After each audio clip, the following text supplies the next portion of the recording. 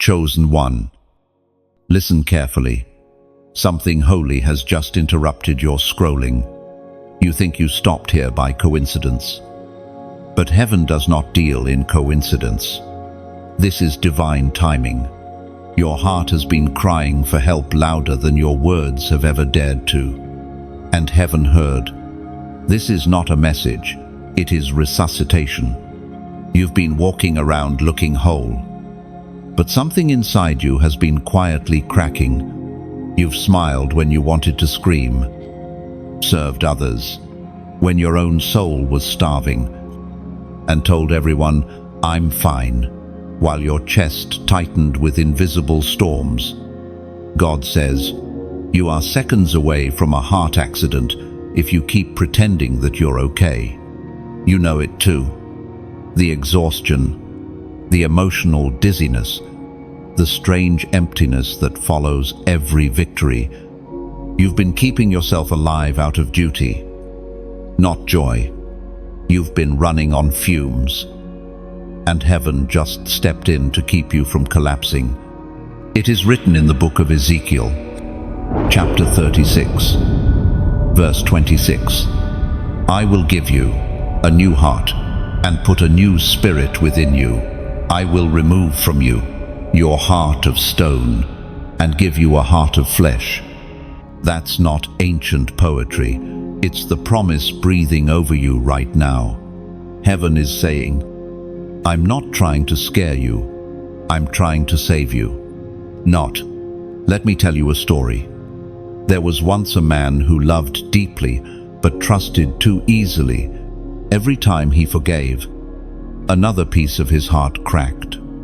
People came to him for wisdom, but no one noticed his own pulse fading. One night, after yet another disappointment, he sat in his car in silence. No music, no prayer, just numbness. He whispered, God, I think something in me has died. And heaven answered, then let me resurrect it. That night, he didn't receive a miracle in thunder or fire, he received it in stillness. His tears fell like baptism water. His breath steadied. It was not an instant fix, but a divine restart.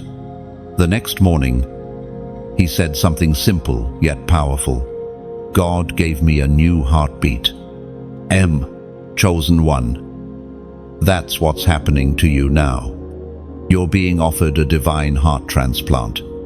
Heaven wants to remove the stone of disappointment, the plaque of betrayal, the bruises of rejection. You think you're breaking, but you're being remade. Picture this. Your heart is a stained glass window. Cracked. Yes. But when the light of God shines through, those fractures become patterns of beauty. What once looked broken becomes the very design that lets heaven's glory through. Another image. Your soul is like a violin left too long in the rain, strings swollen, sound distorted. But the divine musician hasn't thrown it away. He wipes off the dust, replaces the strings, and tunes it with infinite gentleness. You will play again, but this time the melody will carry healing for others. Do you feel that pull inside? That ache that's not pain but awakening? That's heaven restarting your rhythm. You've been living with an arrhythmia of the soul. Your purpose and peace out of sync. God is restoring your heartbeat to the tempo of heaven. This is not a threat, it's mercy.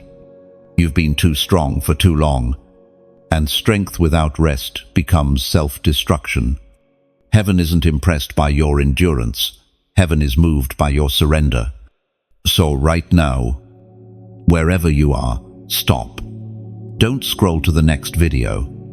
Don't silence the conviction. Just breathe. Place your hand over your chest and say, God, make my heart new. Say it like you mean it. Let the words travel past your mind into the chambers of your spirit. Feel heaven respond. You are not here to crash. You are here to be revived. God didn't bring you this far to let your heart die in secret. You're being pulled out of emotional cardiac arrest. Every heartbreak, every delay, every silence, it was heaven's way of preparing your soul for surgery. You've been living with noise, but God is calling you into rhythm. And in that rhythm, your heart will no longer chase what harms it. You will no longer love what drains you. You will no longer mistake survival for strength. Chosen one, you are not being punished. You are being protected.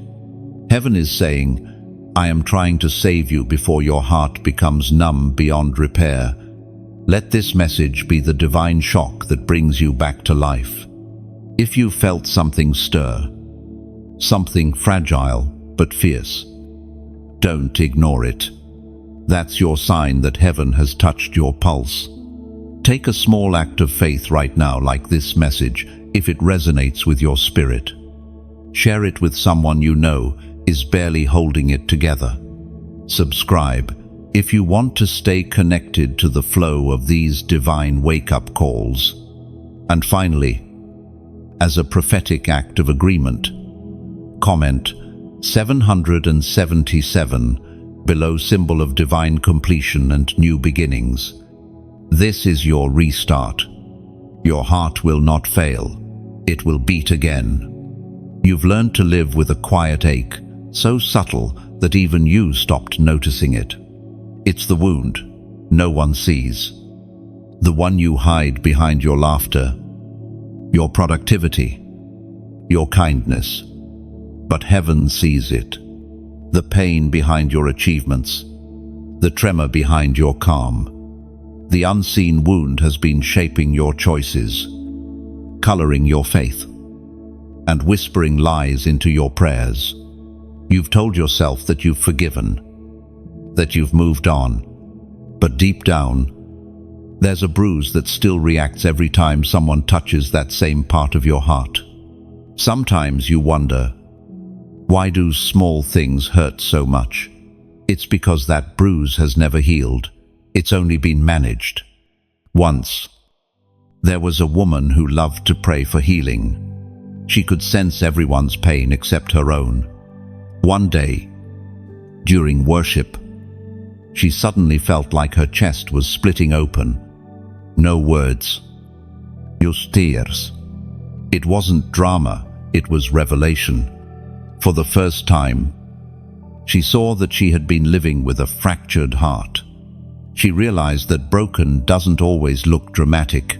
Sometimes it looks functional. She smiled, worked, encouraged others. But deep inside, the fracture widened with every unspoken disappointment. Chosen one. That's what happens when you keep going while wounded. The world applauds your strength, but heaven grieves your silence. You've mistaken numbness for healing, but numbness is not peace, it's paralysis. According to the book of Hosea, chapter 6, verse 1, Come, let us return to the Lord, for he has torn us, that he may heal us. He has struck us down, and he will bind us up. That verse isn't cruelty, it's honesty.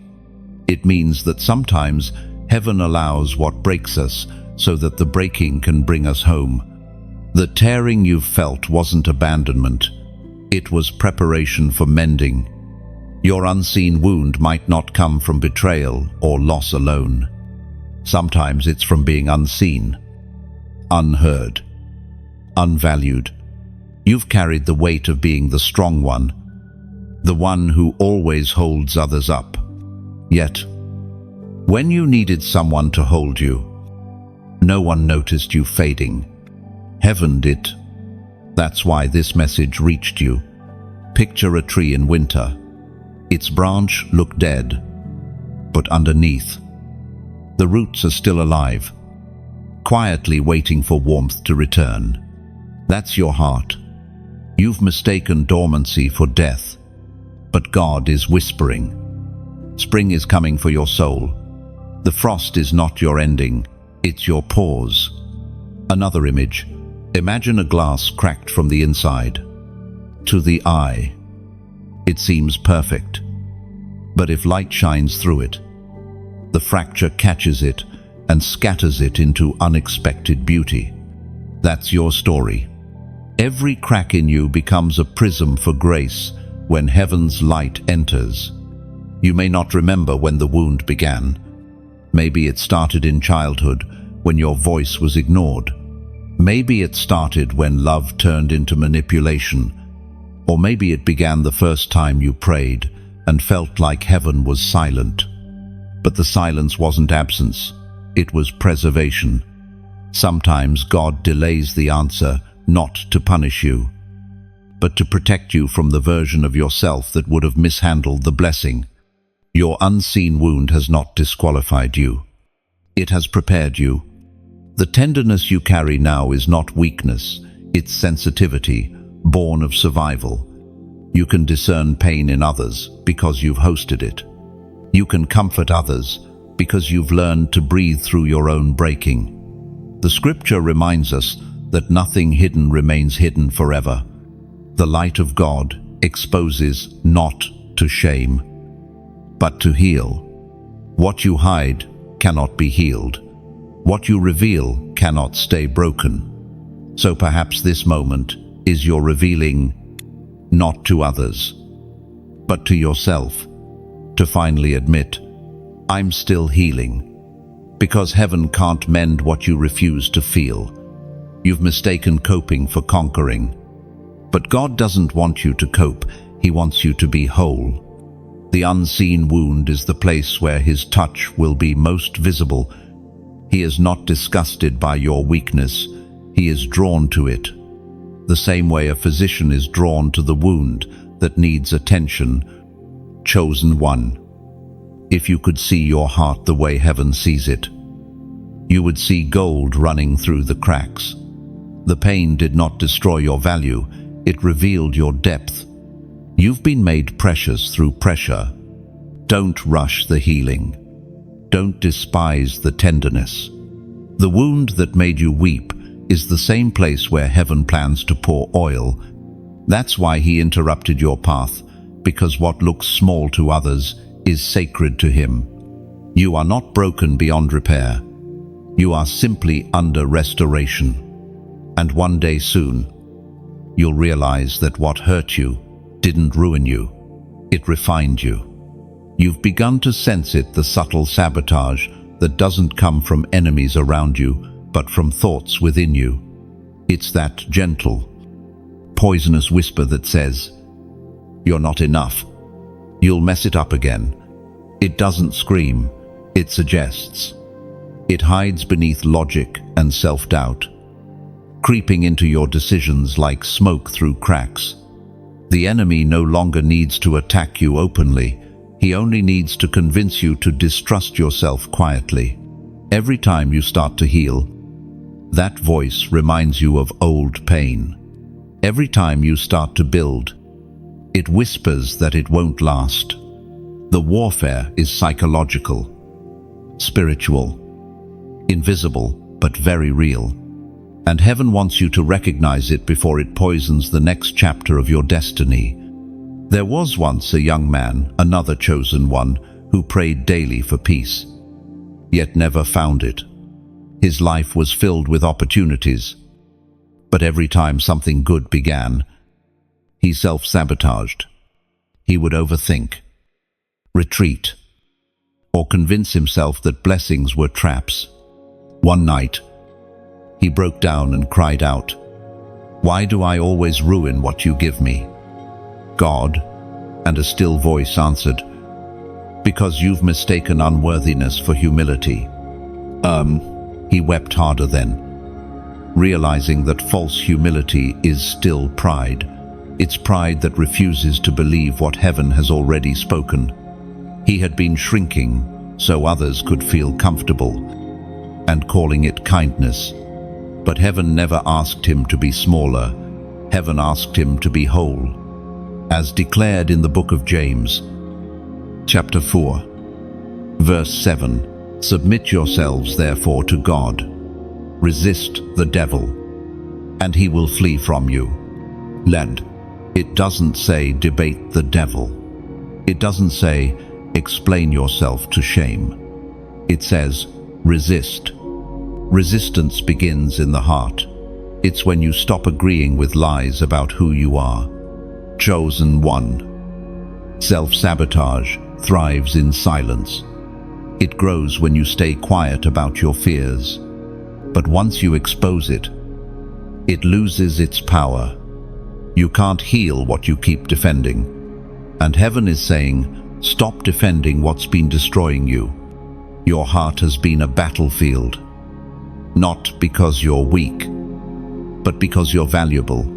The enemy only fights what threatens him. Every whisper of self-doubt, every wave of fear, is proof of your significance. The more powerful your calling, the more persistent the sabotage. But today, light is breaking through the fog. Picture your heart as a fortress that's been under siege. The walls are still strong, but some gates were left open to comparison, insecurity, guilt. God is closing those gates now. The trespassers are being evicted. Every thought that has camped in your mind, rent-free, is losing its ground. Another image. Imagine standing at the edge of a cliff, staring at the sunrise. The warmth is coming, but part of you hesitates to step forward because the past convinced you that light always leads to loss. That hesitation, that's the subtle sabotage. It keeps you tied to darkness even when dawn is waiting. But now you know its name. Now you've seen its pattern. The moment awareness comes, healing follows. You will not walk back into the same trap now that you see the rope beneath the grass. You are waking up to how divine your design truly is. So when guilt whispers, "You failed again," you'll answer, "No, I'm learning." When shame says, "You're unworthy," you'll say, "I was chosen." And when fear says, "It's safer to stay small," you'll laugh and step forward anyway. Because the healed heart is fearless. Chosen one. The time has come to stop betraying your own destiny. You are not your mistakes. You are the one who survived them. Heaven is pulling you out of mental quicksand and setting your feet on steady ground. If this message echoes what's been happening inside you, if you felt yourself sabotaging joy, doubting peace, or retreating from purpose, make a declaration in the comments right now. Write, "No more delay." Those 3 words are more than a phrase. They are a prophecy. They mean you refuse to stall your healing any longer. They mean you are aligning your timing with heaven's. And when you type them, you're not just agreeing with me, you're agreeing with your breakthrough. If you choose to write, "No more delay," you are declaring that hesitation will no longer rule your heart. You are giving heaven permission to accelerate what pain tried to pause. When you type those words, imagine doors unlocking in the unseen, chains of procrastination, confusion, and fear begin to fall. It's not superstition, it's agreement with divine timing. Sometimes what looks like anxiety is not emotional instability, it's a divine alarm. Your heart has been trying to tell you something that your schedule has been drowning out. The quickened pulse, the sleepless nights, the shallow breathing. These are not just human symptoms, they are spiritual messages.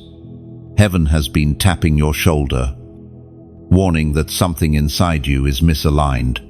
The world has taught you to ignore the signals, to medicate, to distract, to push through, but heaven teaches you to listen. The same God who designed the beating heart also placed spiritual rhythms within it. When those rhythms break, the soul trembles. That trembling you've been feeling is not weakness, it's a divine warning pulse. There was once a man who lived with constant restlessness. He thought it was stress, work pressure, maybe fatigue. But one day, during a quiet moment, he realized the anxiety wasn't from the outside world. It was heaven trying to get his attention. The Spirit whispered, "You've been running from peace." He wept, because it was true. He had been chasing everything except the one thing that mattered: stillness before God. Heaven doesn't always shout. Sometimes it speaks through discomfort. When your chest feels heavy for no reason, when you can't find joy in the things that used to excite you, that's heaven saying, "Slow down. You're carrying what I never asked you to carry." No, the voice of God thundered in the book of Job, chapter 33, verses 14 and 15.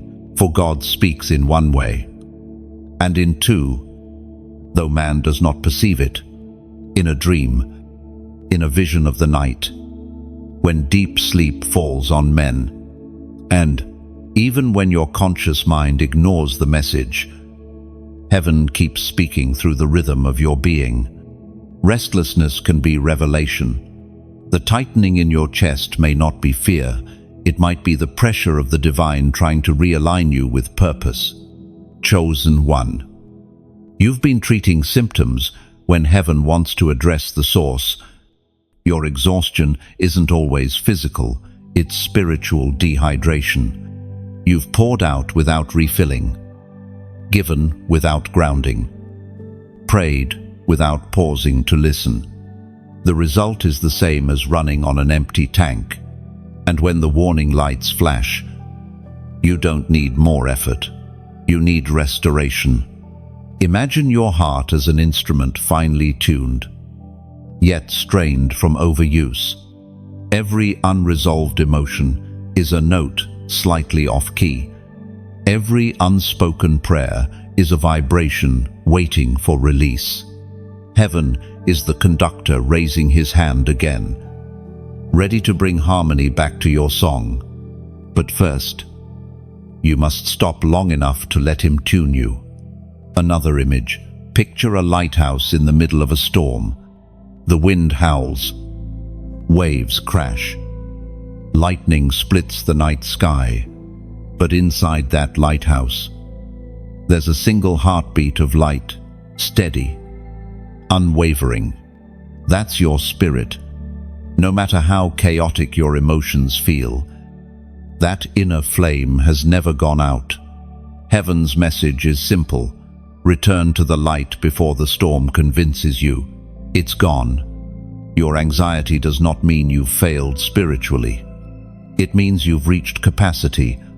Even the strongest vessels overflow. Even prophets grew weary. Elijah once begged to die under a tree, not because he lacked faith, but because he had carried too much. Heaven didn't scold him. He sent rest and nourishment instead. So, if you've been feeling the tension rising, don't condemn yourself. Don't interpret exhaustion as disobedience. Sometimes it's God saying, "Pause before you break. You are not falling apart. You are being recalibrated." The shaking you feel is heaven rearranging your priorities. You've mistaken endless motion for devotion, but true devotion breathes. True faith rests. Even creation itself moves in rhythm day and night. Tide and calm. Growth and stillness. Your soul was designed for the same holy pattern. Heaven's alarm is not to shame you, it's to save you. And right now, the message is clear. Slow down. Breathe. And let peace find you again. Because what you call burnout, heaven calls redirection. One day, You'll look back and realize the heart palpitations were never random. They were divine notifications. They were heaven's way of saying, "Stop running from what's sacred. Lo, let this truth settle into you like gentle rain. You are not weak for feeling, you are wise for listening." The pulse of heaven beats inside your chest, calling you back to alignment before you collapse under the noise. Your restlessness is not rebellion, it's revelation. And soon, that trembling heart will find its rhythm again, not through striving, but through surrender. When you finally stop running and listen, peace doesn't just visit, it settles. The trembling ceases, not because the storm ends, but because your heart learns heaven's still rhythm again. Love, real love, has always been both the most healing and the most dangerous force to the human heart. And sometimes, the very thing that looks like love is what drains you the most. You've given your heart away to people who only came to borrow it. You've offered kindness to those who treated it like currency. And when they left, they didn't just walk away with your trust, they took your rhythm with them. This is how manipulation hides. It comes wearing the mask of love, speaking in the language of need, making you believe that your value comes from how much you give. It drains your soul in small, polite sips until you can't tell the difference between love and exhaustion. Heaven calls that a counterfeit connection. There was once a woman who kept loving men who didn't see her worth. Each time, she promised herself it would be different. And each time, she ended up emptier. One night she cried, "God, why do I always love wrong?" And the Spirit whispered, "Because you confuse giving with losing. You can pour without disappearing." That night, she learned that love was never meant to erase her, it was meant to expand her. Chosen one. Heaven never called you to be used, it called you to be known. Real love never demands your peace as payment. It doesn't drain your heart to prove its worth. Love that comes from God fills. It doesn't deplete. The Word of God declares in the first letter to the Corinthians, chapter 13, verse 7, "Love bears all things, believes all things, hopes all things, endures all things."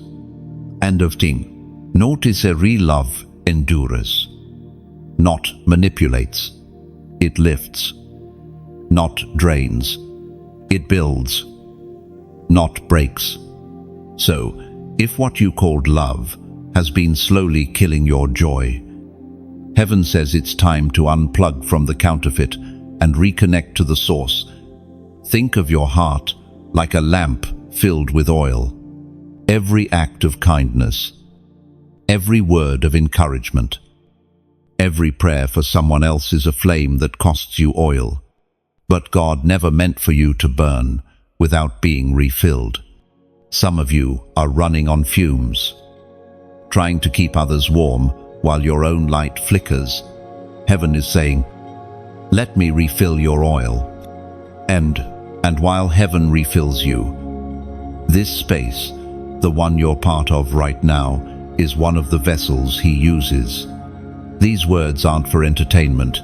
They are small lanterns guiding weary travelers through darkness.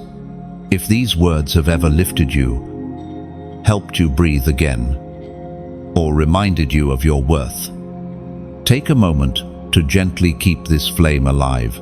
Press the heart, share the light, and stay close to the source.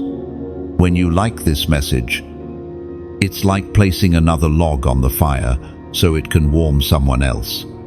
When you share it, it's like handing a candle to another soul lost in the night. When you subscribe, it's like choosing to keep walking beside this flame so heaven can keep whispering strength into your days. And if your heart ever feels stirred to go further to pour oil back into the lamp that poured into you. You can donate as a free act of gratitude, not obligation. Think of it as placing a drop of oil in the vessel that carries hope across countless unseen hearts.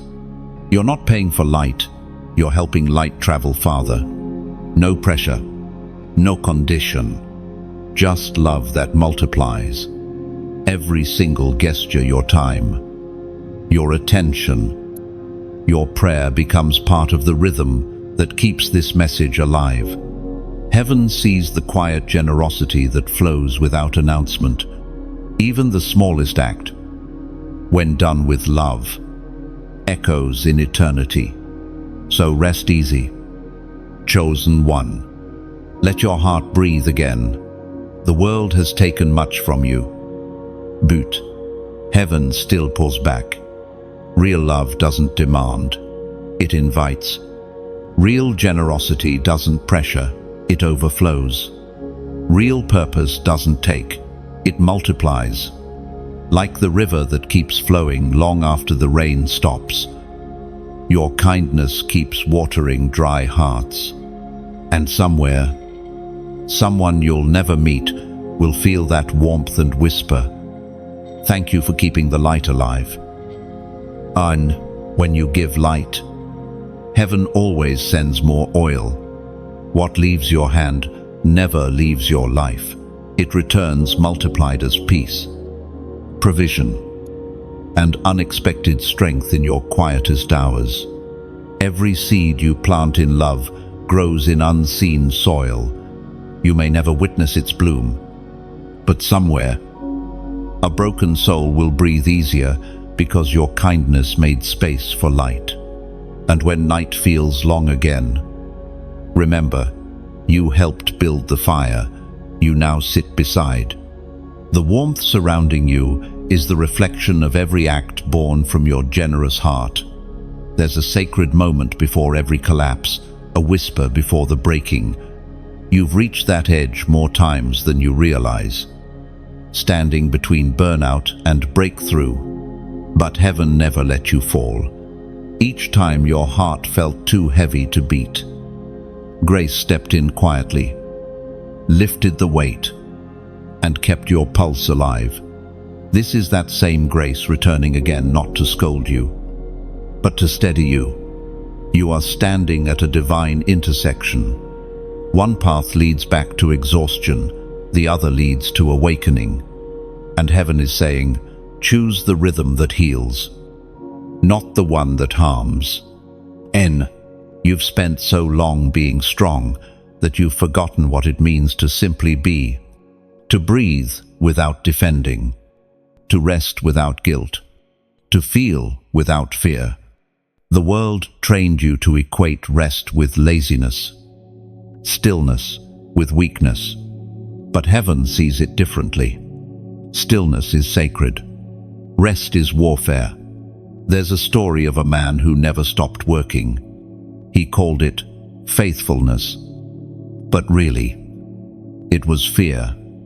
Fear that if he stopped, everything would crumble. One day, his body forced him to rest. The doctor said, "You need to slow down." But it wasn't his body that was collapsing, it was his soul calling for rescue. During that pause, he realized that peace doesn't come after accomplishment. Peace is the accomplishment. Chosen one. Listen, heaven is trying to save you from that very same exhaustion. Not all injuries bleed. Some hearts don't break with noise, they fade in silence. And heaven would rather interrupt your pace than watch you vanish in performance.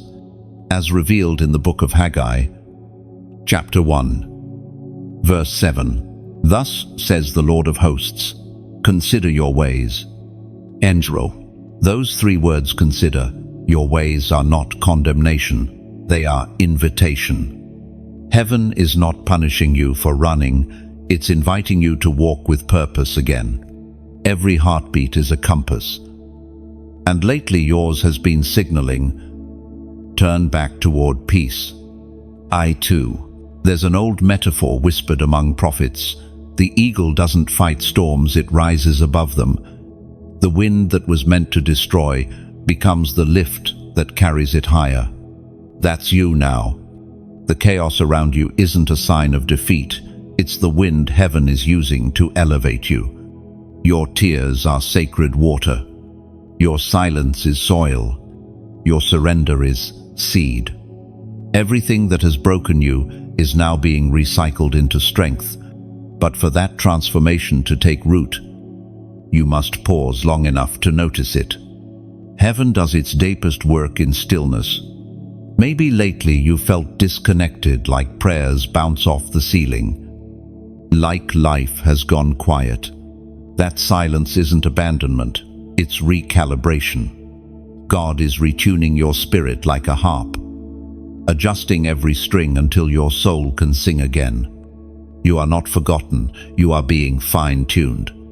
Picture your heart as a sanctuary after battle walls marked, floors cracked, but the fire on the altar still burning. That flame is faith. It might flicker, but it never dies. And heaven is saying, fan it again, feed it again, let it live again. Amen. You've survived so much that survival has become your identity. But you weren't made just to survive. You were made to shine, to carry the fragrance of grace into dark places, to be proof that restoration is possible. And now, as you stand here at this threshold, heaven offers you a sign, a gentle invitation wrapped in a number. It's not superstition, it's symbolism. Comment, 555 ו5 below. Those numbers are not random, they are heaven's code for transition. 5 is the number of grace. Triple grace means complete release. It declares that the old season has ended and the new has already begun. When you write 555, you are saying, I release my past pace, I receive divine rhythm, and I walk in freedom. You are marking your heart with movement forward, fearless, full of faith. It means, I'm done carrying what breaks me. It means, I choose flow over force. It means, I trust that peace will find me. And even as you read these words, something in your chest loosens. The tightness that's lived there for months begins to ease. That's not imagination, that's intervention.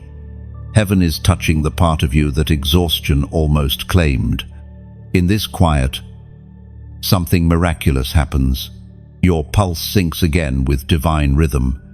What once felt like chaos now feels like choreography. You realize that every detour, every pause, every heartbreak was heaven redirecting your heartbeat back home. So, take this moment as a seal, a sacred pause before the next rise. Let your shoulders drop. Let your lungs expand. Let gratitude replace fear. You are safe. You are seen. You are still chosen. And when you type 555, imagine it as heaven's signature on your new season, a reminder that your heart has survived the shaking and is ready to sing again. There comes a point in every chosen soul's journey when heaven performs a quiet miracle, not in the skies, not in the body, but in the invisible rhythm of the heart. It's the moment God uses his unseen hands to shock life back into what despair tried to silence. You may not even realize it yet, but this moment right here is that miracle beginning. The world calls it recovery. Heaven calls it resurrection. What once felt numb is stirring again. The same heart that was heavy with sorrow now trembles with possibility. It's not just beating, it's believing again. You see, when heartbreak happens, we assume the goal is to return to normal. But heaven never intends to bring you back to what broke you. The purpose of pain is not restoration of the old, its revelation of the new. The divine defibrillator doesn't just restart the old rhythm, it awakens a stronger one. There's a story of a woman who had lost all hope after betrayal. She used to say, "My heart is too damaged to feel again." But one morning, something strange happened. As she prayed half-heartedly, she felt a warmth rise in her chest, a pulse she hadn't felt in years. She wept, not from sadness, but from recognition. Heaven had touched her heart and brought it back to life. From that day on, she no longer said, "I'm broken."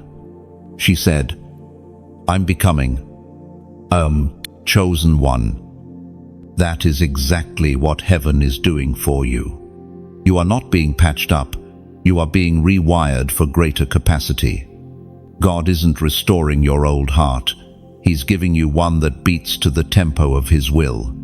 The writings of David remind us in the Psalms, chapter 73, verse 26, "My flesh and my heart may fail, but God is the strength of my heart and my portion forever."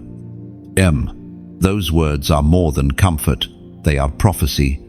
They remind you that even when your emotions collapse, the spirit remains unbroken. God doesn't just strengthen the body, He strengthens the very core of your being, the unseen engine that powers your purpose. When the divine defibrillator strikes, it doesn't ask permission, it moves with mercy. The shock feels sudden because healing often arrives disguised as disruption. That's why your recent challenges weren't punishment, they were pulses. Every disappointment, every rejection, every tear was heaven's way of jump-starting something deeper inside you. Think of your heart as a sacred drum. For a long time, its sound faded, drowned out by the noise of fear and fatigue. But now, heaven has picked up the sticks again. Slowly, the rhythm returns steady, strong, unmistakable. You begin to walk differently. You speak more gently. You smile without forcing it. You forgive without hesitation. That's what revival looks like from the inside.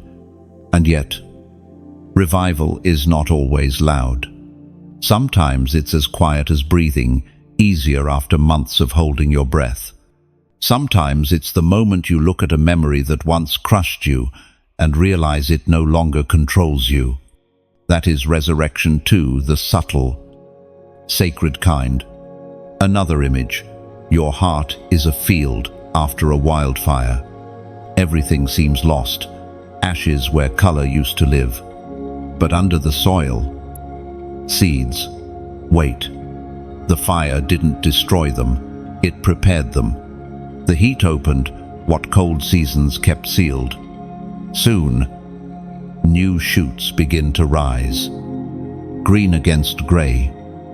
Proof that life is stronger than loss.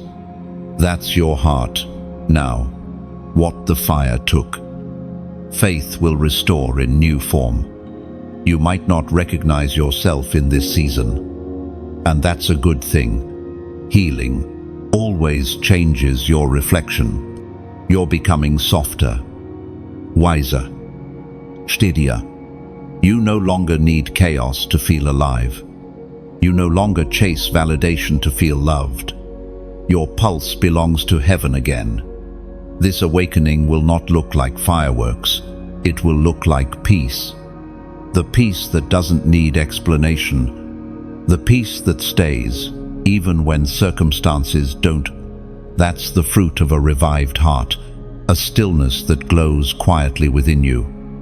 Untouchable by noise. Chosen one. Don't rush this rhythm. It's sacred. It's new. Let it unfold like sunrise slow. Sure. Unstoppable. The same hands that restarted your heart are still holding it. Every beat now carries divine DNA, carrying you closer to the version of yourself that heaven always saw. And when you wonder if it's real, remember this: the evidence of healing isn't in the absence of pain, it's in the presence of peace. You've entered a new pulse, one that will not fail you again. Your heart beats differently now. Heaven rewrote its rhythm, and it will carry you where fear once stopped you. This is not recovery, it's resurrection. And you, chosen one, are alive again. There's a kind of strength that doesn't roar or flash. It simply endures. It's not the strength of muscle or pride, but the quiet power that comes from surviving seasons that tried to turn your heart into stone. You didn't notice it happening, did you? Each disappointment hardened you a little more. Each betrayal added another layer of armor. And now, sometimes, you catch yourself struggling to feel deeply because numbness started to feel safer than love. Heaven understands that God never condemns the walls you built. He knows they were built for survival. You didn't harden your heart because you stopped caring. You hardened it because caring kept hurting. But what once protected you is now preventing you. The walls that shielded you are also shutting out the light. There was once a man whose heart became like a fortress. He had faced too many losses, too many broken promises. So he told himself, never again. He smiled in public, served faithfully, but his love had limits now. One night, during prayer, he heard the Spirit whisper, "You've survived enough to build walls, but I called you to build bridges." That sentence shattered him. He realized that his guardedness wasn't strength, it was a symptom of grief that never healed. As written in the book of Zechariah, chapter 7, verse 12, "They made their hearts as hard as flint and would not listen to the law or to the words that the Lord Almighty had sent by his Spirit." Those words were not written to shame, but to reveal. A hardened heart doesn't just block pain, it also blocks divine instruction. When we stop feeling, we stop hearing. And heaven loves you too much to let you stay silent inside. Chosen one. Heaven is not asking you to remove every wall overnight. It's simply asking you to open a window to let light in again, even if it's just a small crack. Healing rarely begins with demolition, it begins with permission. You don't have to be fearless to be free. You just have to be willing. Your heart, once tender and easily wounded, was designed to feel deeply. That sensitivity isn't a curse, it's a spiritual instrument. You were created to discern emotion, to carry compassion, to move with mercy. But when pain overwhelmed you, that gift got buried under layers of protection. Heaven is now excavating it, carefully peeling away what grief hardened. Picture your heart as a marble statue in the hands of a sculptor. Time and pain have left scratches, chips, and cracks. Yet the sculptor doesn't discard the statue, he restores it. Every strike of his chisel, though it may sting, is revealing form beneath the damage. You are not being broken, you are being uncovered. There's another image. Imagine your heart as a frozen lake. Beneath the surface, life still exists. Fish still swim. Water still flows, but everything above is locked in stillness. Heaven is the warmth that returns in spring, melting layer by layer until movement begins again. It doesn't happen in an instant, but one day, you'll notice the ice is thinner, the sound of water moving again beneath the sunlight. Sometimes the process of softening feels like loss. You might find yourself crying more often, feeling emotions you thought were gone. Don't resist that, it's a sign that your heart is thawing. Tears are not regression, They are resurrection in liquid form. Every tear carries fragments of the stone that once surrounded your heart. When heaven gives you a heart of flesh again, it doesn't erase your memories. It transforms them. The betrayals become lessons. The wounds become windows. The pain becomes purpose. You will not forget what happened, but you'll no longer bleed when you remember. That's when you know the stone has turned back to flesh. You'll begin to feel again, not recklessly, but redemptively. Love will no longer frighten you. Trust will no longer taste like danger. You'll find yourself caring without calculation, forgiving without fatigue. That's what freedom feels like. Soft, strong, steady. Don't be surprised if heaven begins to send gentle people into your life in this season. People who don't demand your energy, but honor your space. They are not random, they are restoration in human form. You'll know them by the way your heart feels safe, expanding near them. Chosen one. The hardest part of healing is letting yourself feel again. But once you do, every color returns to your world. You'll laugh deeper, love stronger, pray truer. You'll stop surviving your emotions and start sanctifying them. So let heaven touch what grief turned to stone. Let warmth return. Let your heart beat without armor. You are not being weakened. You are being made whole again. The softness you feared losing is your greatest strength reborn. When a heart begins to heal, darkness doesn't retreat quietly. It panics. It rushes back with memories, temptations, and doubts, desperate to reclaim the territory it once owned. That's why lately, you've felt that strange resistance, the old habits calling, the familiar fears whispering again. It's not proof that you're failing, it's proof that you're winning. The closer you move toward freedom, the louder the chains rattle behind you.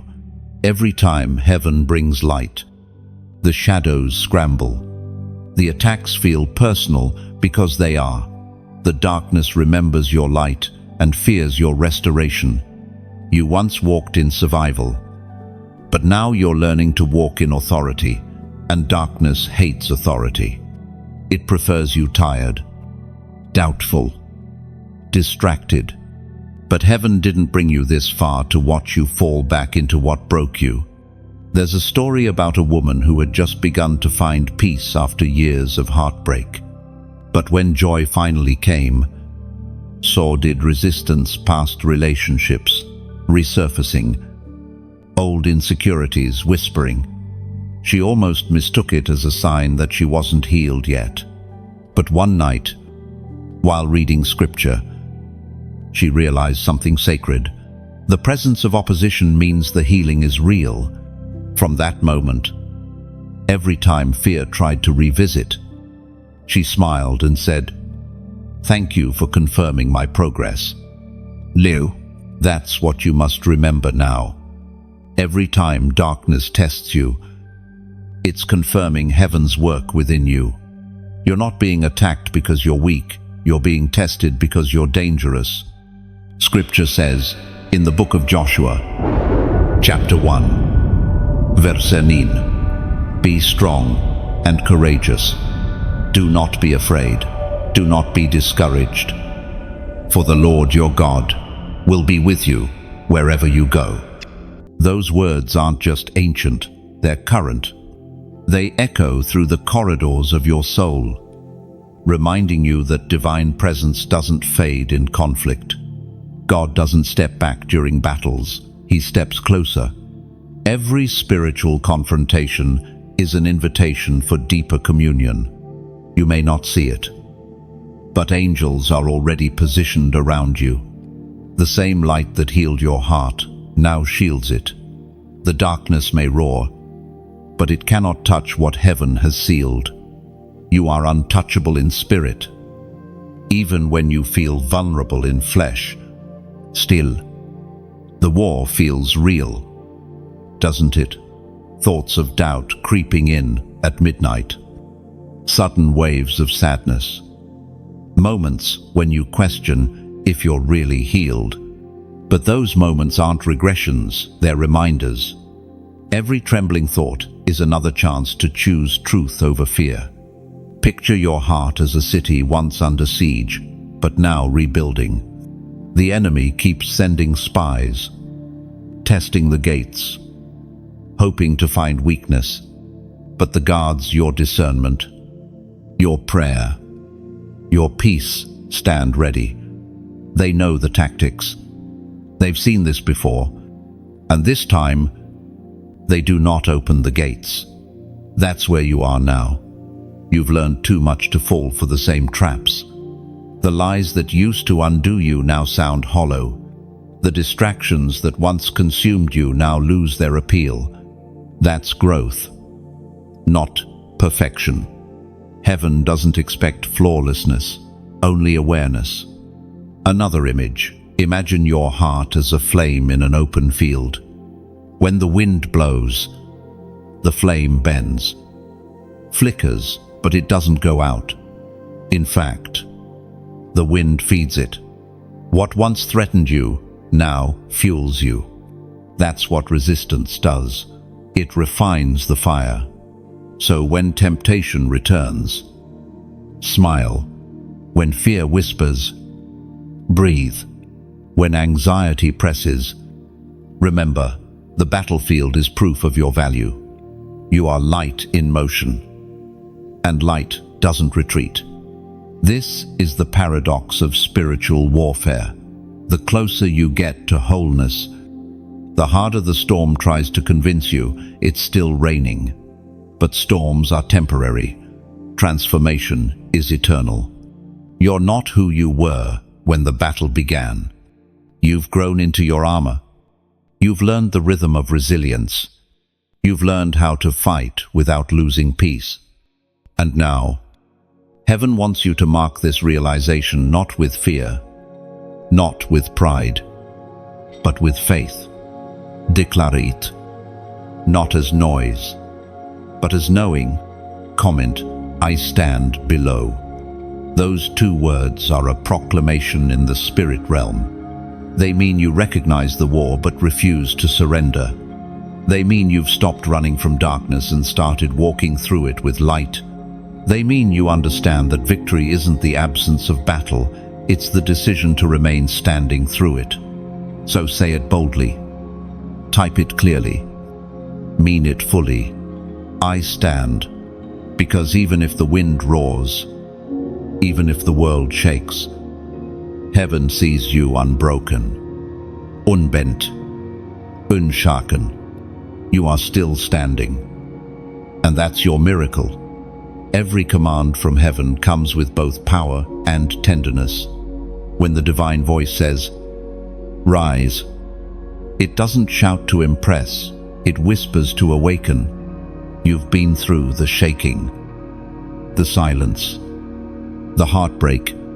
Now comes the command that redefines everything. Stand, move, live again. This is not about striving, it's about responding.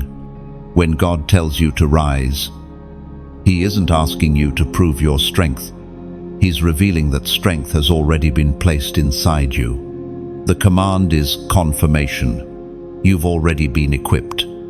The same breath that revived your heart now propels your purpose. There's a moment in every chosen one's journey where heaven stops comforting and starts commissioning. You've received healing. Now you are asked to carry it. This is that moment. The command to rise isn't a burden, it's a graduation. There was a young woman who had survived years of abuse. When peace finally found her, she stayed quiet, afraid to hope again. Then one morning, as sunlight poured into her room, she felt something shift inside, a gentle certainty that her pain was no longer her identity. She didn't shout, she simply stood. That was her first act of worship, after years of surviving, as declared in the book of Micah, chapter 7, verse 8. Do not rejoice over me, my enemy. Though I have fallen, I will rise. Though I sit in darkness, the Lord will be my light. Those words are not poetic, they are prophetic. They declare that divine timing has arrived. What you lost in the dark will glow differently in the light. What once made you weep will now become your reason to lead. Chosen one. Rising doesn't always mean doing more. It often means believing again. Believing that your existence still carries meaning. Believing that your presence still shifts atmospheres.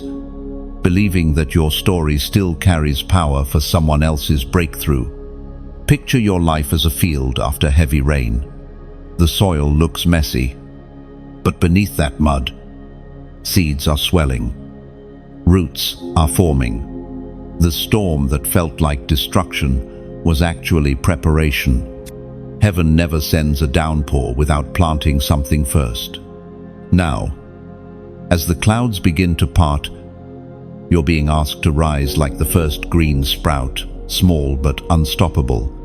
Another image. Imagine your heart as a lantern carried through a foggy valley.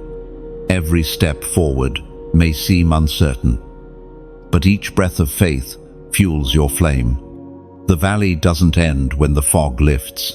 It ends when you choose to keep walking even while it's still thick. Every flicker of courage you show becomes a light for someone behind you. And that's why this space exists, to keep those flames burning together. The words you hear here are not meant to entertain, they're meant to sustain. They are the kindling that keeps the weary warm. So, if these messages have helped you breathe deeper, think clearer, or believe again, you can help keep this light moving forward, not out of obligation, but out of overflow. When you like this message, it's like opening your window so more sunlight can spill in. When you share it, you become the messenger who hands a torch to someone still lost in the dark. When you subscribe, you choose to stay close to the rhythm of hope, letting each new word find you before the world's noise does. And if your heart feels stirred to give, to pour back into what's poured into you, let it be from love. When you donate, imagine it not as money leaving your hands, but as a drop of oil keeping this collective lamp burning across countless nights. You are not paying for a message, you are participating in its mission. Every small act of generosity, whether it's sharing, commenting, or sowing a gift, is a seed heaven never ignores. Grace multiplies what's given freely. And one day, when another soul hears a word that stops them from giving up, you'll know you helped plant that moment. There's beauty in that kind of giving. It's the kind that costs nothing but love and returns peace in ways you can't measure. Because generosity is not a transaction, it's a translation of gratitude. So breathe. Let your heart decide. Whether you support by simply listening, by spreading this light, or by adding oil to its flame, you're part of something sacred. You're not building a platform, you're building a sanctuary of hearts that remember how to rise. Chosen one. The command to rise wasn't just for you, it's through you. Every healed heartbeat becomes a signal for someone else's rescue. You are proof that heaven's light doesn't fade, it multiplies. And as you move forward, remember, the most powerful giving isn't forced, it's felt. It's the soul saying, "This fed me. I want others to taste it too." End quote. So, whether by word, gesture, or quiet prayer, let your rising continue the ripple, and may your generosity, in any form, become the wind beneath another soul's wings. Every healing leaves a mark. But not all scars are reminders of pain. Some are seals of survival, proof that what once tried to destroy you failed. You can trace your story across them, the lines where heaven stitched you back together. Each scar, each crack, each healed fracture carries testimony. People often fear their scars. They cover them, apologize for them, or pretend they don't exist. But heaven sees them differently. Scars are not shame, they are signatures. They are the handwriting of God, written in the language of restoration. Once there was a man who hid his scars under long sleeves, afraid that they made him appear weak. One day, while comforting a friend going through grief, he accidentally revealed them. The friend looked at him with tearful eyes and whispered, "You understand." In that instant, the man realized his scars were not stains, they were bridges. They connected his pain to another person's healing. That's what heaven is doing through you now. Every scar on your heart has purpose. What once embarrassed you will soon empower others. What once silenced you will now speak through you. According to the second letter to the Corinthians, chapter 1, verses 3 and 4. Praise be to the God of all comfort, who comforts us in all our troubles, so that we can comfort those in any trouble with the comfort we ourselves receive from God. Oh, that verse is not a command, it's a cycle. Comfort received becomes comfort given. Healing experienced becomes healing shared. Your scars become sermons that no pulpit could ever contain. Chosen one. It's time to stop wishing your past away. You needed it, not the pain itself, but what it produced: the empathy, the compassion, the discernment. Without the breaking, you would have never developed the tenderness that heaven now uses as a weapon against darkness. Imagine a cracked vase filled with gold in its seams. Every fracture once symbolized failure, but now it holds beauty that perfection could never achieve. That is your soul restored, refined, radiant. The world tries to hide its damage. Heaven displays it as art. You might not realize it, but there's someone watching you quietly, someone who sees your calm, your grace, your light, and doesn't know the story behind it. One day, they'll ask how you kept going, and you'll smile and tell them, "Because I wasn't alone." That confession will free them faster than any sermon could. Scars are invitations for connection. They prove we've walked through the same valleys, others are still crossing.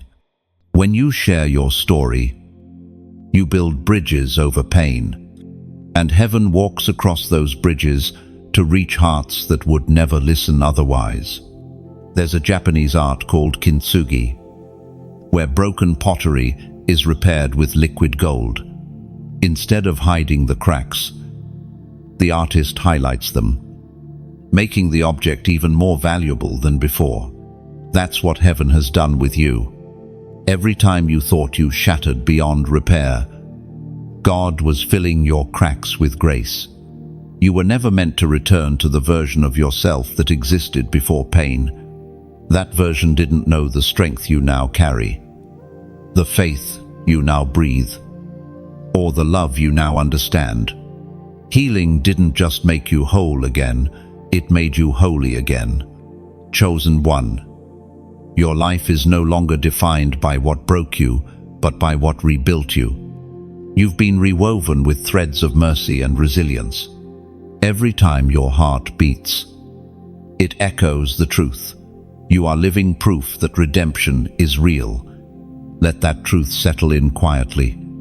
You don't need to perform to prove it. Just live it. Let your peace speak louder than your explanations.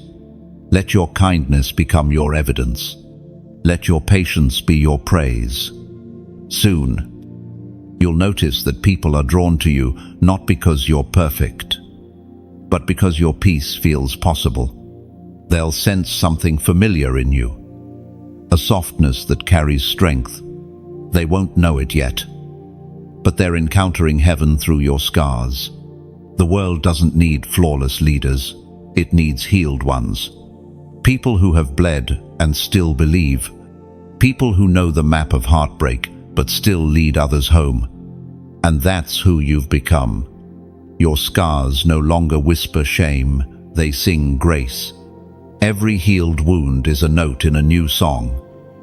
And heaven is the composer, chosen one. The story of your scars is not about what you lost, it's about what you found. Peace, depth, and a divine purpose that can't be undone. So wear your healing like light. Let it shine through the cracks. You are not broken, you are beautifully rebuilt. Something powerful happens when your heart starts to beat in rhythm with heaven again. You begin to notice divine timing where you once saw delay. You start recognizing that nothing you went through was wasted, not a tear, not a detour, not even the silence. Every pause had purpose. Every heartbreak was training your ears to hear the prophetic beat that is now pulsing through your soul. You've entered a sacred season where your heart and heaven are finally in sync. What once hurt now hums with harmony. Every prayer, every act of faith, every moment of surrender has become part of a larger song, one that only divine ears could compose. This is the season of alignment. The moment where your new heartbeat doesn't just keep you alive, it starts to speak. When heaven begins to align your rhythm, even your pain starts to prophesy.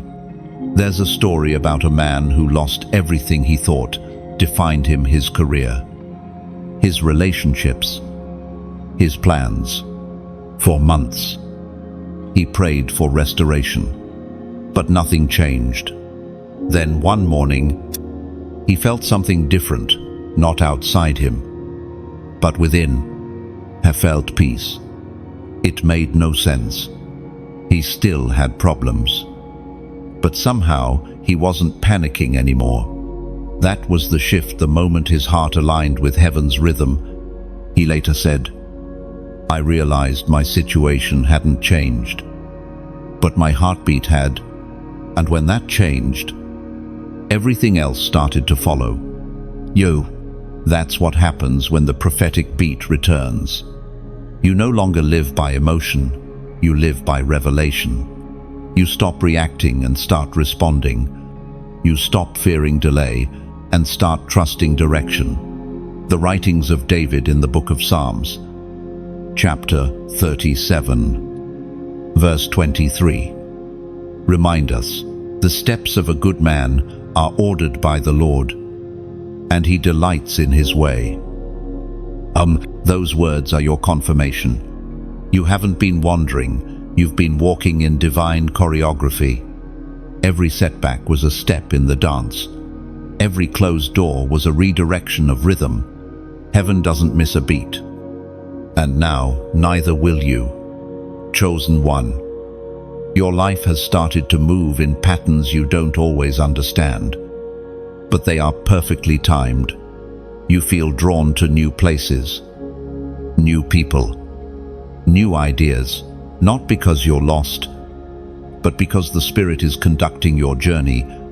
The rhythm you hear isn't random, it's prophetic. Picture this, your heart as a drum in the hands of the divine conductor, every pulse a command, every beat an instruction. Sometimes the rhythm slows, sometimes it quickens, but always in perfect time. You used to fear silence between beats, but now you know that's where trust grows. That's where faith listens. Another image. Imagine the night sky. From where you stand, the stars look scattered, but from heaven's perspective, they form constellations. That's how your journey looks to God. Every random moment that once confused you is part of a larger pattern that only the divine can see.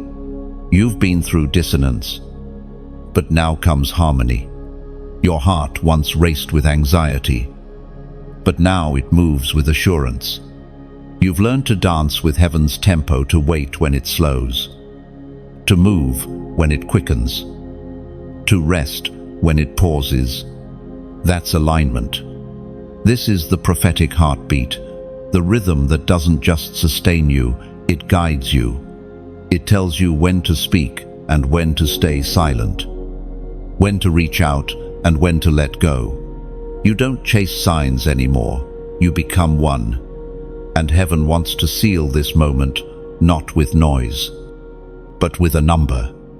Comment 888 below. These numbers speak of new beginnings, multiplied. The number 8 is heaven's symbol of renewal, resurrection, and divine alignment. When it appears 3 times, it represents the fullness of spiritual restoration, body, soul, and spirit returning to unity. When you write 888, you are declaring that the rhythm of heaven now lives inside you. It means, my waiting is over. My timing is divine. It means, my pulse and purpose are one again. It means you trust that everything that left was never meant to stay, and everything that's coming is perfectly timed to arrive. When you type it, imagine heaven echoing back the same number, stamping your season with approval. You are not late. You are right on schedule. You are not behind. You are aligned. You are not broken. You are tuned. Even now, as you breathe, something feels different. The restlessness is gone. The fear of missing out fades. You're not chasing anymore. You're flowing. And in that flow, miracles move effortlessly toward you. So let your hands declare what your heart already knows. Type 888. It's not superstition. It's synchronization. A prophetic signal that heaven's rhythm has taken over your steps. The song of your life is no longer a lament. It's a love song between Creator and creation. And from this day forward, your every heartbeat will be both the drum and the declaration. Heaven and I are in rhythm again. Purpose often hides behind pain. It doesn't announce itself with trumpets. It whispers through endurance. You've wondered why certain paths broke you while others built you. You've asked why God let your story twist the way it did. But now, as your heart steadies, heaven begins to reveal what was once concealed, the pattern beneath the pressure, the purpose behind the ache. You were never walking randomly. Every season of loss, every moment of confusion, was shaping you into a vessel that could carry something eternal. You see, purpose doesn't form in comfort, it's forged in contradiction. The same fire that once threatened to consume you has refined your faith into something indestructible. There's a story of a man who once prayed, "Lord, use me." But when hardship arrived, he begged for relief. Years later, standing before someone broken in the same way he once was, he realized the truth. His pain had become his pulpit. The very struggle he resented was now the language heaven used to speak through him. That's the mystery of divine purpose. God takes the pieces of your suffering and arranges them into direction. He wastes nothing, not even the seasons you regret. As written in the book of Romans, chapter 8, verse 28, "And we know that all things work together for good to those who love God, to those who are called according to His purpose." And you've heard that verse before, but now you understand it differently. It's not a promise that everything will be easy. It's a declaration that everything will be useful. Even the mistakes you wish you could erase are now being redeemed into messages that others will need to hear. Chosen one. Your life has always been a classroom. The tears were your teachers.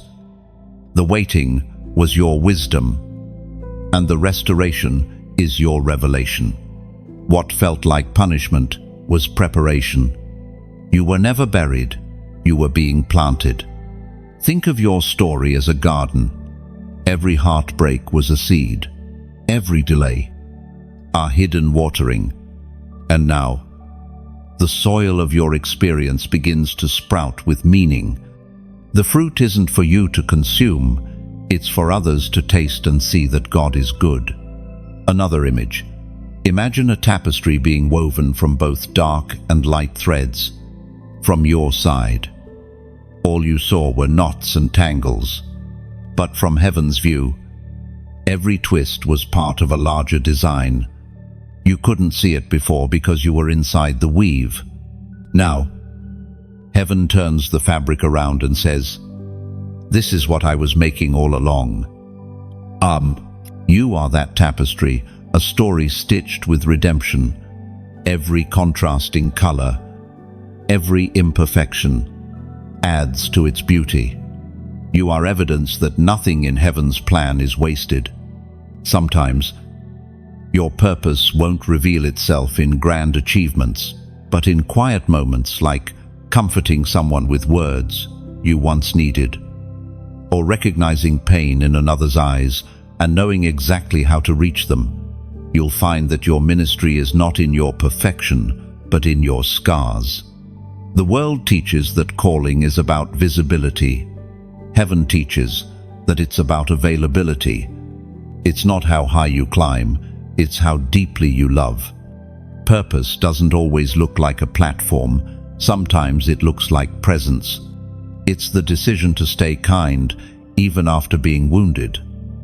To choose grace when bitterness would be easier. That's divine work in disguise. Chosen one. What you carry isn't small. You've been entrusted with empathy rare in this world. You've been anointed to see others the way heaven sees them, and that sight was born out of your own suffering. You can't fake the kind of compassion that comes from pain redeemed. Your heart, once fragile, now beats as a compass for others. You'll find yourself drawn to people in silent struggle, and when you speak, they'll feel seen. You won't need eloquence. Authenticity will be your language. Heaven's message flows best through honest vessels. Remember this, purpose is rarely about arrival. It's about alignment. It's walking each day with awareness that your life itself is a message, spoken, sung, or silently lived. Even in ordinary moments, heaven is speaking through you. You are no longer the wounded one searching for meaning. You are the healed one carrying meaning wherever you go. Your story is a sanctuary for others who still believe they are too broken to begin again. When they see you, they'll see proof that grace rebuilds. So walk with quiet confidence. You don't need to force purpose. It will unfold naturally. Like sunrise over the horizon. You only need to stay open. Stay tender. Stay willing. Because the truth is this, purpose doesn't demand perfection. It only requires a heart that keeps saying yes, even after saying goodbye to what was.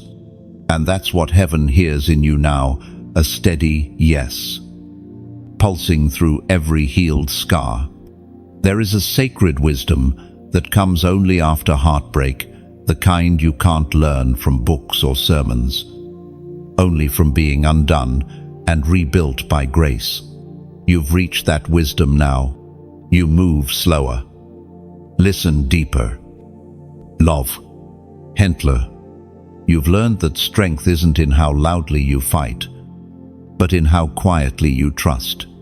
You used to chase peace as if it were a prize you had to win. But now you understand, It was never something to capture, it was something to become. The peace within you today is not the absence of struggle, it's the evidence of surrender. Once there was a woman who prayed for joy but received silence instead. For months, she begged heaven for laughter again. Then one afternoon, while washing dishes, sunlight fell across her hands, and she smiled for no reason at all. In that simple moment, she understood. Joy doesn't always return with fanfare. It often sneaks back through ordinary grace. That's what's happening to you now. Heaven is restoring not just your purpose, but your perspective. You're beginning to see beauty in places you once ignored. You notice the softness of morning light, the kindness in a stranger's tone, the comfort of quiet moments. You're no longer waiting for life to be perfect. You're finding perfection in the present. The book of Proverbs, chapter 4, verse 18, tells us, "The path of the righteous is like the morning sun, shining ever brighter till the full light of day." Aye, that's you. Each day, you shine a little brighter, not because the darkness has disappeared, but because you've learned how to carry light within it. The heart that once lived in defense has now learned discernment. You no longer react to every noise. You respond only to the voice of peace. The storms that used to terrify you now teach you rhythm. The wounds that once silenced you now deepen your empathy. This is the transformation heaven always intended. Not that you would live untouched by pain, but that you would live undefeated by it. Imagine your heart as a garden that was once overgrown with weeds of worry. Slowly, patiently, heaven's hand cleared the soil. Now, new flowers rise where fear once lived. You walk through that garden barefoot, no longer afraid of the thorns, because you know even they protect something beautiful. Another image. Your soul as a river that once raged wildly after the flood. Now, the waters have calmed, reflecting the sky clearly again. The river didn't lose its power, it learned direction. That's what peace is, power with purpose. You've stopped apologizing for healing slowly. You understand now that true recovery isn't about how fast you move, but how deeply you grow. You no longer rush to fill silence. You rest in it. You no longer see waiting as punishment. You see it as preparation. In this stillness, heaven begins to speak again clearly, tenderly. The same voice that once thundered through your storms now whispers through your calm. And it says, "You've learned what love truly is." Oh, love isn't the chaos you once mistook for connection. It's not the striving, the proving, the pleading. Real love is quiet presence.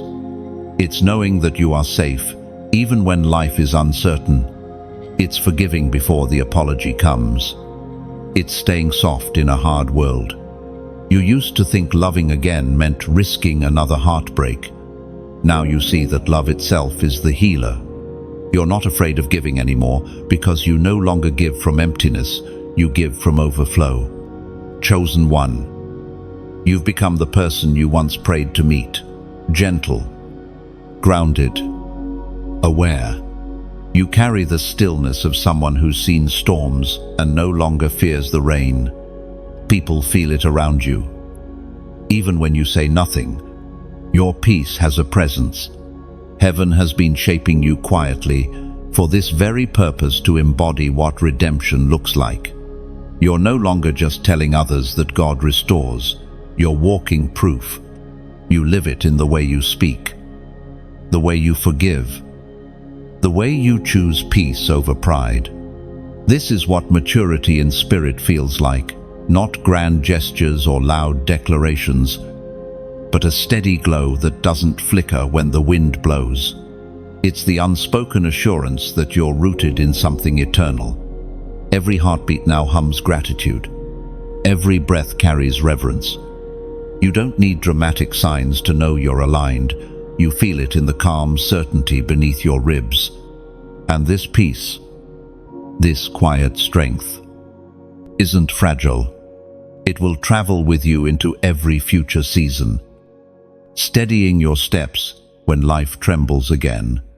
Because you've learned the truth that only healed hearts know. Peace isn't what you wait for, it's what you choose. Chosen one. You've stepped fully into your new rhythm. The night has lifted. The morning has come. And now, your path shines brighter, steadier, sacred. There is a shift that happens when heaven finishes mending a heart. It doesn't just leave you healed, it commissions you. You're no longer the one being rescued. You've become the one carrying rescue.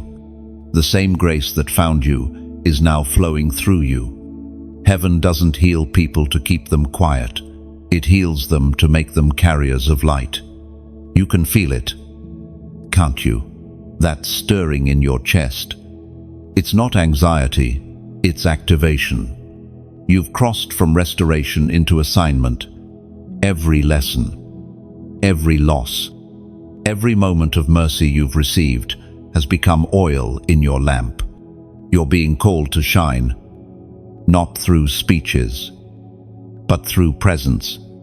The Apostle Paul wrote in the book of Ephesians, chapter 2, verse 10, "For we are his workmanship, created in Christ Jesus for good works, which God prepared beforehand that we should walk in them." That verse isn't just a truth, it's a map. You are heaven's handiwork, shaped perfectly for what you were meant to do next. The works have already been written. Your task is to walk in rhythm with them. Chosen one. This is the commissioning of the healed. You've carried sorrow long enough now. You will carry light. You've been in the fire, and the fire has turned you into gold. The strength in you now is quiet but unmistakable. You speak softly, yet heaven moves when you do. You enter rooms differently because you no longer need to prove anything. You simply bring peace. Picture your heart as a lantern again, steady, glowing, alive. All around you are people wandering in the dark, searching for what you found. Some of them won't come to church or prayer meetings. They'll come to you. You are their sermon, their safe space, their sign that God still heals. The world doesn't need another loud voice shouting from the mountaintop. It needs torches walking through the valleys. And that's who you've become. Heaven has entrusted you with holy fire, not the kind that burns others, but the kind that warms and guides. Every word you speak from now carries a spark. Every act of kindness, every small prayer whispered for a stranger, becomes a match lit in the wind. That's your ministry, to be light in motion. When you like these words, it's like pressing your palm against the flame, saying, "Yes, this fire belongs to me." On. When you share them, it's passing a lantern to another traveler, still lost on the path. When you subscribe, you're choosing to walk beside this circle of light, so heaven's whisper can keep finding you. And if your heart ever stirs to give, to donate, let it be from overflow, never from obligation. Imagine your generosity as a quiet breeze that helps the flame dance higher. You are not paying for light. You are keeping warmth alive for others still waiting for dawn. If something here has touched your heart, leave a word below, just one or two that describe what you feel right now. Every comment is like tossing a small stone into still water. The ripples carry healing farther than you'll ever see. No one will ever track where your echo travels, but heaven does. Heaven follows every ripple until it reaches the shore of another weary soul. So, don't underestimate small gestures. Every like is an ember. Every share, a torch. Every comment, a ripple. Every donation, a breath of wind. Together, they become a constellation of light stretching across the dark.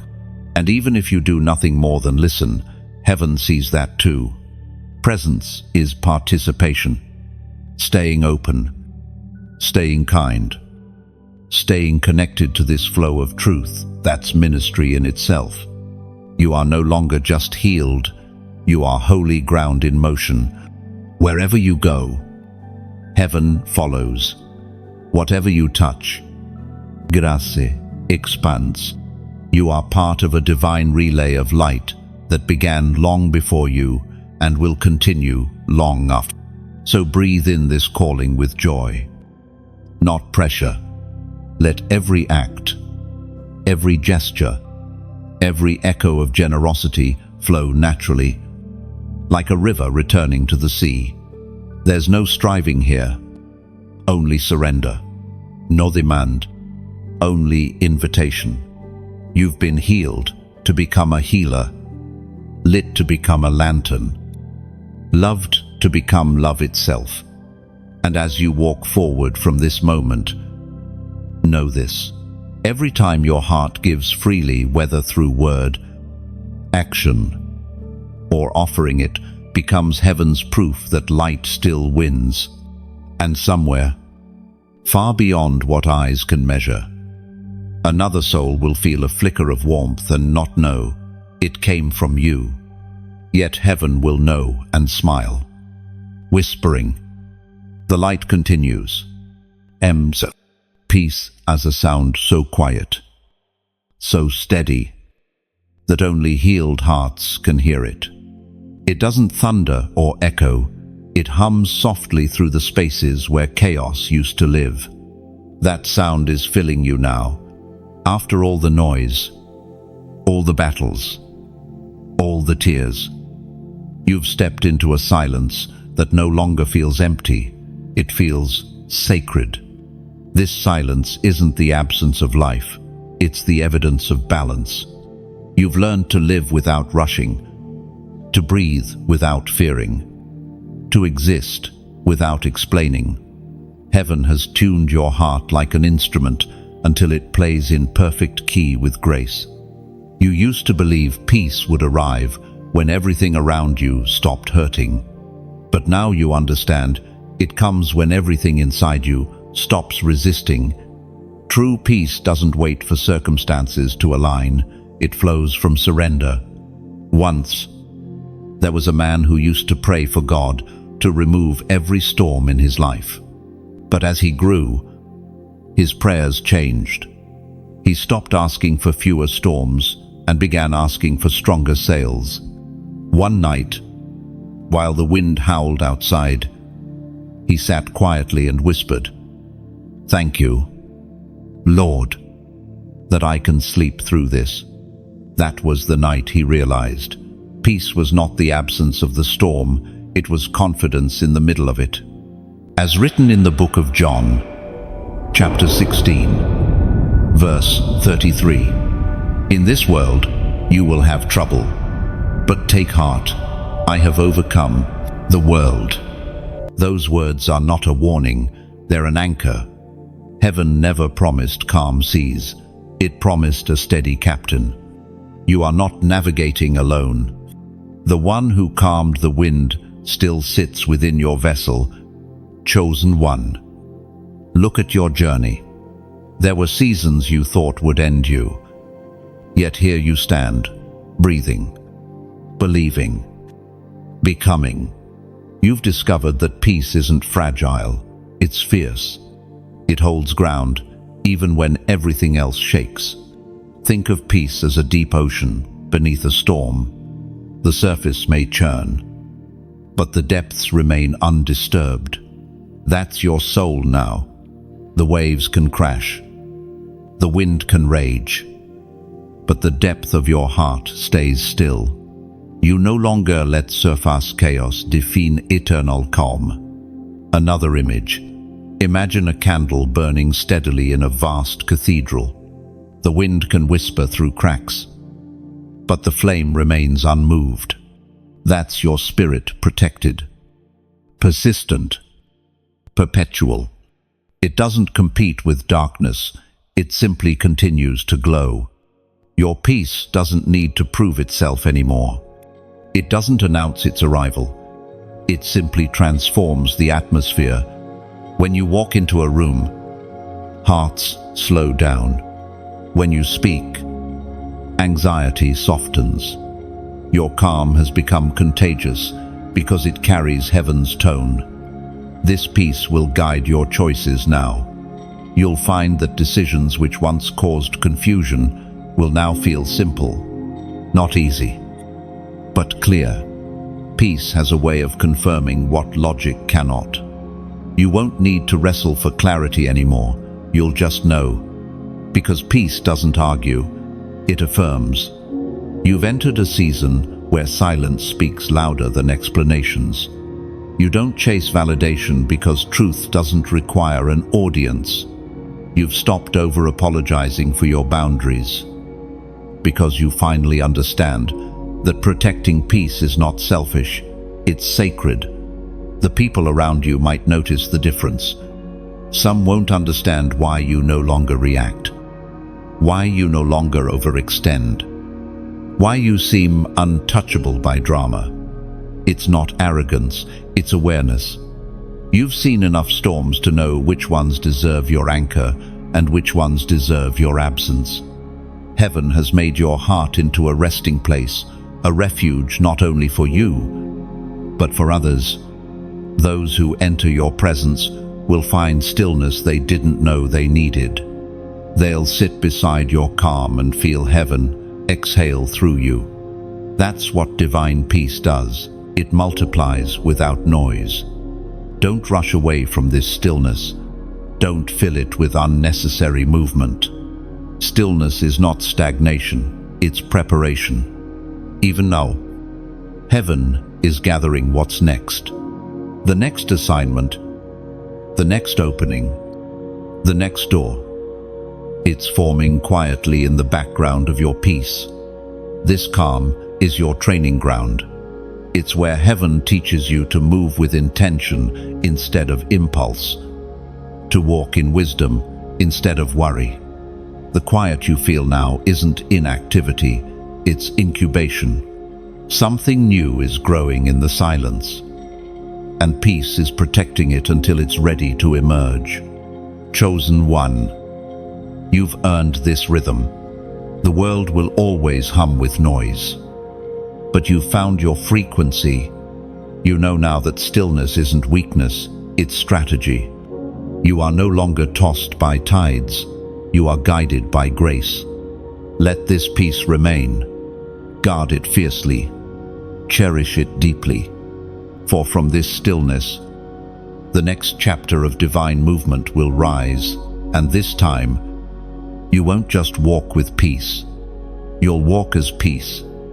Every story written by heaven ends not with noise, but with knowing. You've reached the part of your journey where the striving stops, where the purpose becomes clear, not because you forced it, but because it grew quietly inside you. What once felt like wandering was never aimless. It was a pilgrimage toward remembrance. You were never just healing a heart. You were awakening a calling. Every loss that felt like subtraction was actually shaping space for something larger. Every silence you endured was God's classroom for listening beyond words. Every delay was divine choreography, aligning you with timing too perfect for human planning. Now you stand in the gentle clarity that follows storms. The sky of your spirit has cleared. The air feels lighter. You no longer rush to reach what's next because you finally understand that the destination was never somewhere else. It was always within. The letter to the Hebrews, chapter 10, verse 35, reminds us, So do not throw away your confidence. It will be richly rewarded. Confidence doesn't roar, it roots. It's the quiet assurance that even when nothing around you makes sense, something within you remains unshaken. You've learned that peace and purpose are not found by demanding answers, but by dwelling in trust. Chosen one. You've become fluent in heaven's language, silence, surrender, stillness. You move differently now. You walk slower but see deeper. You speak less but mean more. You've traded reaction for revelation, panic for presence. This is what divine maturity feels like. There's a story of a shepherd who used to shout at his flock, chasing them from hill to hill. But as he grew older, his voice softened. The sheep still followed, not because of fear, but because of familiarity. They knew his tone. That's what your relationship with heaven has become. You no longer need loud signs or dramatic moments. You recognize the whisper. Think of your life as a long symphony. The early movements were filled with noise, rushing drums of ambition, sudden clashes of heartbreak. But now, the music has slowed into its purest melody. The instruments that once competed now harmonize. Heaven is conducting, and you have finally learned to listen instead of perform. Another image. Imagine a mountain after a storm. The clouds drift away. The soil still damp. The air scented with renewal. From a distance, it looks unchanged. But up close, everything is brighter. Streams run clearer. Leaves gleam with dew. Roots hold stronger beneath the ground. That's your soul now refreshed, resilient, renewed. You once thought the goal was to rise above pain, but now you see the truth. The goal was to carry peace within it. You've discovered that heaven doesn't remove your humanity, it redeems it. The same heart that once bled now blesses. The same eyes that once wept now recognize wonder. You've stopped running from endings because you understand they're not conclusions, they're transitions. Every ending is a turning of sacred pages. And here, in this quiet part of your story, heaven writes something new, not commands, but communion. You no longer need to ask, what comes next? You already carry it. What comes next is not a place, it's a presence. It's you walking through the world as living proof that love resurrects, that grace restores, that peace can rebuild from ruins. Chosen one. The world around you will continue to rush. There will still be noise, still be shadow, still be loss. But you won't be pulled by it anymore. You'll stand at the center, steady, anchored, luminous, because the rhythm of heaven now beats where fear once lived. You've become the miracle you were waiting for, not by becoming flawless, but by remaining faithful. The fire didn't destroy you, it defined you. The waiting didn't waste you, it refined you. The silence didn't break you, it built you. Every chapter before this was preparation for presence. And now that you've found it, you see that nothing was random. Every detour was destiny in disguise. So you exhale deeply, completely, and smile. Not because you understand everything, but because you trust the one who does. That's what peace looks like when it finishes its work. Quiet joy, soft courage, steady faith. The journey continues beyond this page, but it no longer feels heavy. You walk forward, light-footed, carrying what can't be stolen: clarity, compassion, and a rhythm that will never falter again. The heart accident heaven warned you of has been averted, not because you escaped pain, but because you learned how to live through it without losing your pulse. You are healed, aligned, awakened, and your life will now speak the rest. And now, chosen one, as this final word settles over you, breathe slowly. Feel the calm hum through your chest, the quiet victory of a heart that refused to stop beating. The storm has passed, and peace stands where fear once lived. You have walked through darkness and found light, waiting on the other side of endurance. If this message met you in your stillness, if it felt like sunlight touching the corner of your spirit, let it travel farther. When you like these words, it's not a reaction, it's a recognition. It says, "This truth found me, and I honor it." When you share them, imagine releasing a lantern into the night sky, your light mingling with others until the darkness begins to soften. Somewhere, someone you'll never meet will breathe easier because your flame reached them. When you subscribe, think of it as choosing to stay near the fire, to keep walking with the rhythm that has been awakening your peace. Each message becomes another spark heaven uses to remind you of your calling. And if gratitude stirs you to give, to donate, let it be like pouring oil into a lamp that keeps shining for weary souls across the world. Not obligation, but overflow. Each drop becomes light in unseen places, a quiet act of worship that multiplies beyond sight. If something in this journey spoke deeply to you, leave a word or symbol below, whatever your heart wants to say. Each comment is a ripple expanding through eternity, a soft echo saying, "I am still here, and I am still shining." No, this isn't an ending, it's a continuation. Carry this peace forward. Let your life become the proof that light endures, that hearts mend, that heaven always finishes what it starts.